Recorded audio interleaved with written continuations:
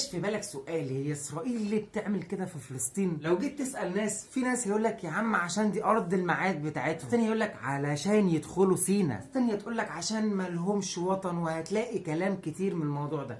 طب ايه رايكم ما نسال واحد اسرائيلي، انتوا ليه يا عم بتعملوا كده في فلسطين؟ عشان كل الكلام اللي انتوا بتقولوه ملوش اي اساس من الصحه. احنا بنعمل كده عشان هيكل سليمان. هيكل سليمان ايه هو هيكل سليمان ده؟ هيكل في اللغة العبرية يعني بيت الإله. والرواية اليهودية بتاعتنا بتقول إن سيدنا داود هو اللي أسس الهيكل، بس مات قبل ما يبنيه، وبعديه جه سيدنا سليمان وهو اللي بنى الهيكل فوق جبل موريا. جبل موريا، طب ايه جبل موريا ده؟ جبل موريا ده اللي مبني يا سيدي فوق المسجد الاقصى، هو مسجد قبة الصخرة. وعايز اقول لك ان الهيكل ده اهم حاجة في العبادة بتاعتنا. سيدنا سليمان بنى لينا احنا ولديانتنا احنا، لدرجة ان ابن غريون اول رئيس يهودي لاسرائيل لا قيمة لاسرائيل بدون القدس، ولا قيمة للقدس بدون الهيكل. ما انا عندي فكرة، طب ايه رأيك ما نشوف رأي الاسلام في الكلام ده؟ ما هو لو فعلا الهيكل ده موجود، هيكون موجود في الاسلام، وهيكون موجود في التوراة، وهيكون موجود في الانجيل. لا لا لا لا يا صديقي، مش موجود. الكلام ده موجود في كتب اليهود عندنا احنا بس، ولا انا مش صديقك. ثانيا، المسجد الاقصى ثاني مسجد وضع في الارض، ده اللي اسرى الرسول عليه افضل الصلاة والسلام